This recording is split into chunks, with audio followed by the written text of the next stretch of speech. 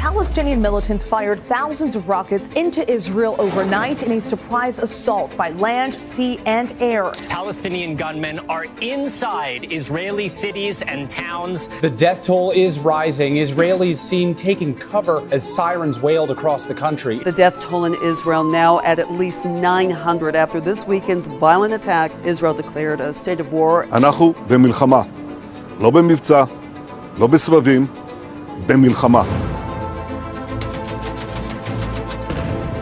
The United States stands with the people of Israel in the face of these terrorist assaults. Israel has the right to defend itself and its people. ישראל, אנחנו במלחמה.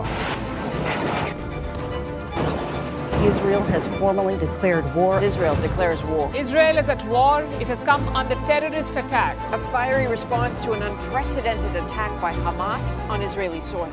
אנחנו במלחמה ואנחנו ננצח. Hello guys, मैं हूं कन्हैया गुप्ता और आप लोग देख रहे हैं भू politics. आज हम लोग डिस्कस करेंगे इजराइल में हुए 2-3 दिन पहले हुए एक अटैक के बारे में, जिसमें हमास के मिलिटेंट्स नहीं, टेररिस्ट ने अटैक कर कई लोगों को मार दिया है, कई लोग हत्याएं कर दी हैं, बच्चों को नहीं छोड़ा है, बच्चों को मार दिया, लोगों के सर को धड़ से अलग कर दिया है। बहुत ही घिनौने तरीके से उनकी हत्याएं की गई है। आज जो है हम डिस्कस करेंगे उस टॉपिक के बारे में, उससे हुए डेवलपमेंट के बारे में, और उस मामले को निपटाने के लिए इजराइल क्या कर रहा है उस टॉपिक के बारे में डिस्कस करेंगे। तो चलिए शुरू करते हैं। पर उससे पहले हम ये डिस्कस करेंगे कि ये मुद्दा क्यों शुरू हुआ है। चलिए शुरू करते हैं। तो यहाँ पर आप लोग देख रहे हैं इजराइल का मैप, जो कि मिडल ईस्ट में है और इसके आसपास है लेबनान, जॉर्डन, इजिप्ट और सीरिया। ये सब इसके बॉर्डरिंग कंट्रीज हैं। और आप लोग देख रहे हैं कि ये जो हमास के टेररिस्ट थे, ये यहाँ से गाजा स्ट्रिप एक है, ये गाजा स्ट्रिप और ये वेस्ट बैंक, ये फलस्तीनियन का पोर्शन है, फलस्तीनियन लैंड है। ये इजराइल और फलस्तीन का मतलब बॉर्डर है एक तरह से, आप देख सकते हैं। तो इसको बनाया गया था यूनाइटेड नेशंस के द्वारा on the basis of two state solution. तो इसमें जो सबसे बड़ा अटैक का मतलब जो हमास है वो कहता है कि हमें आज़ादी चाहिए फ़लस्तीन के लिए, हमें आज़ादी चाहिए फ़लस्तीन के लोगों के लिए।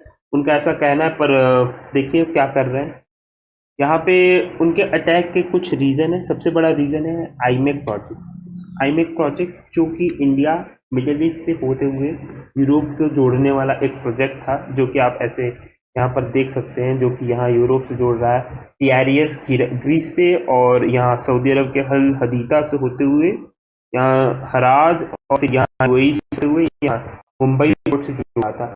इस पोर्ट के थ्रू इंडिया से कई सामान और एक्सपोर्ट और इंपोर्ट होने वाले थे टू यूरोप, जिससे बहुत सारा पैसा कमाने वाला था सऊदी अरेबिया, कमाएगा। वापस अभी तो बातचीत चल रही है इसके ऊपर।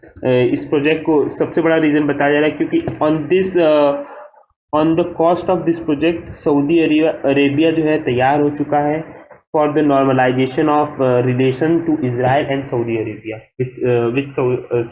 इन relation with Saudi Arabia and Israel.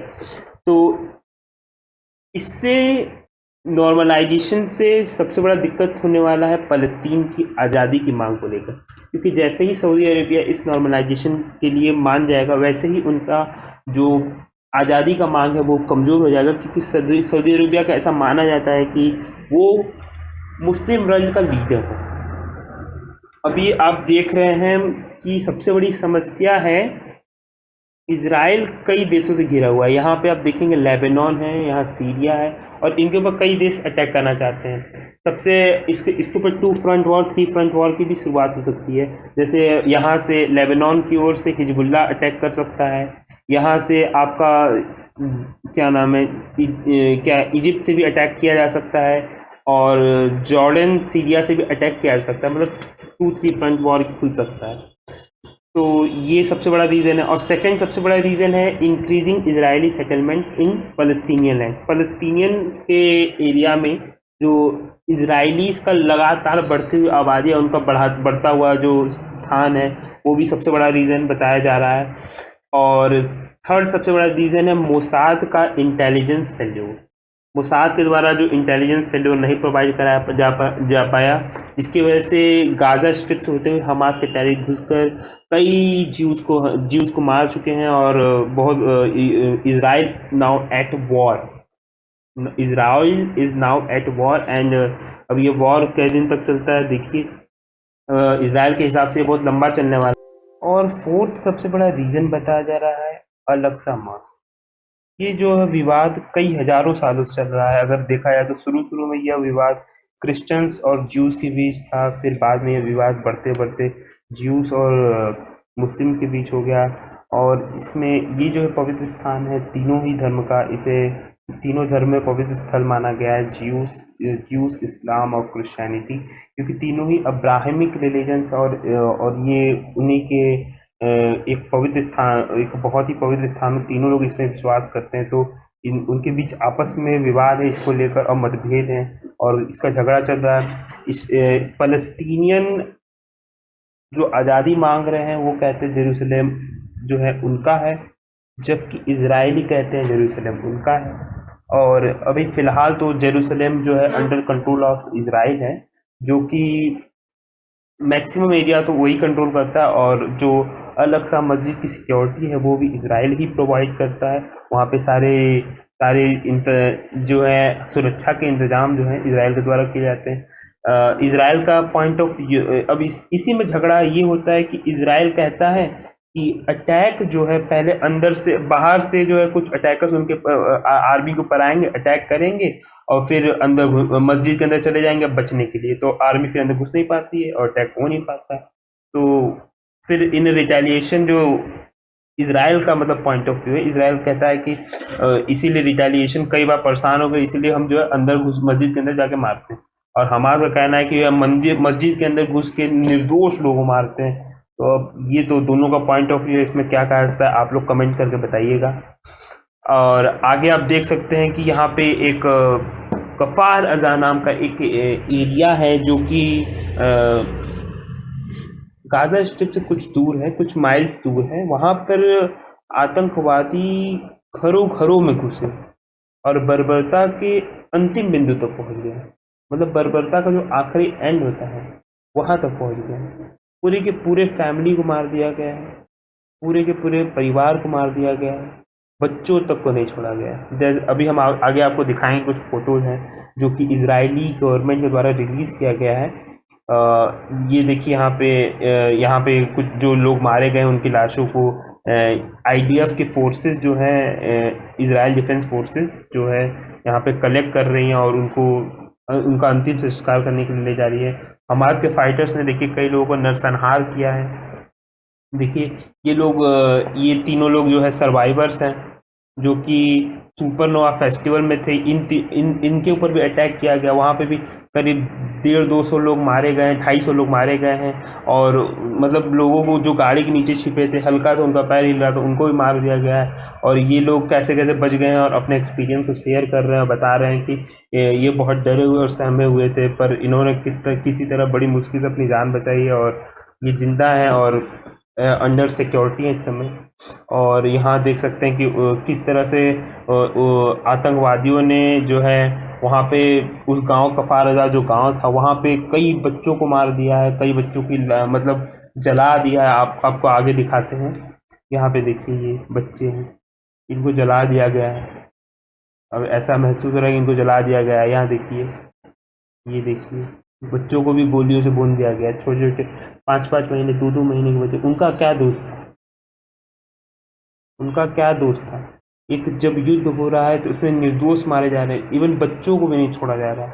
ये देखिए लाशों को जला दिया गया है यहाँ पे, बच्चों के हो गया है। पर अभी झगड़ा और विवाद अभी बहुत खींचने वाला है, युद्ध अभी बहुत लंबा चलने वाला है, ऐसा माना जा रहा है। इजराइल बहुत लंबे युद्ध के लिए तैयार है और इजराइल अपने ही नागरिकों को इस समय आर्म कर रहा है कि कहीं से भी अटैक हो, उनको ट्रेनिंग दे रहा है, मिलिट्री ट्रेनिंग दी जा रही है, मिलिट्री ग्रेड ट्रेनिंग दी जा रही है। उन्हें सिखाया जा रहा है कि कैसे युद्ध करते हैं, कैसे लड़ाई करते हैं युद्ध के समय और कैसे हो सकता है।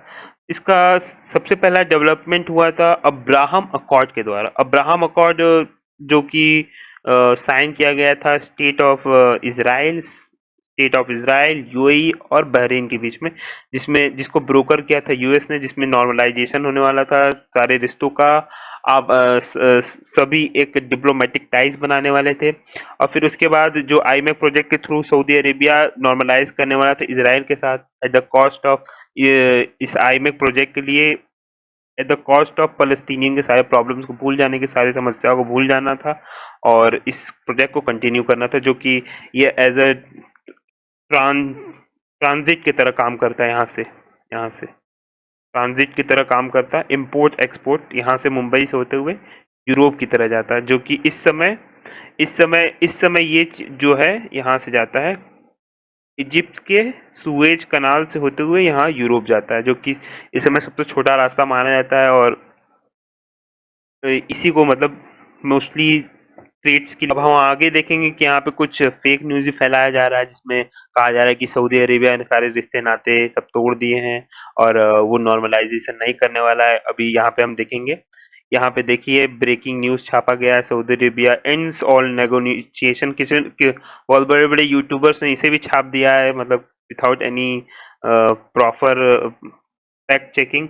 यहाँ पे देखिए Saudi Arabia has made no such statement, however one Saudi official has been quoting saying for the moment it's all on hold, referring to Israel and Arab normalisation. कहा है पर there is no end of all negotiation of normalisation with Israel. Discuss करेंगे operation Ajay के बारे में, जो government of India ने वो किया है, लॉन्च किया है टू सारे पैसेंजर जो बोर्ड करके फ्लाइट करके इंडिया आएंगे तेल अवीव के थ्रू अंडर ऑपरेशन अजय। और अभी देखिए इस पे सरकार ने कार्य स्टार्ट कर दिया है। डॉक्टर एस जयशंकर ने इसके लिए ऑर्डर दे दिया है कि सभी जितने भी इंडिया माइग्रेंट वहां पे उन्हें सेफली इंडिया में लैंड कराया जाए। जो वॉर टोर्न एरिया है वहां से सभी अपने इंडियन सिटीजन्स को बुलाया जाए। तो आज के लिए बस इतना ही, और अगर नेक्स्ट डेवलपमेंट होगा नेक्स्ट वीडियो में मैं आप सभी को बताऊंगा। और हमारे चैनल को सब्सक्राइब कर दीजिए, हमारे वीडियो को लाइक कर दीजिए, शेयर कीजिए और देखते रहिए। धन्यवाद।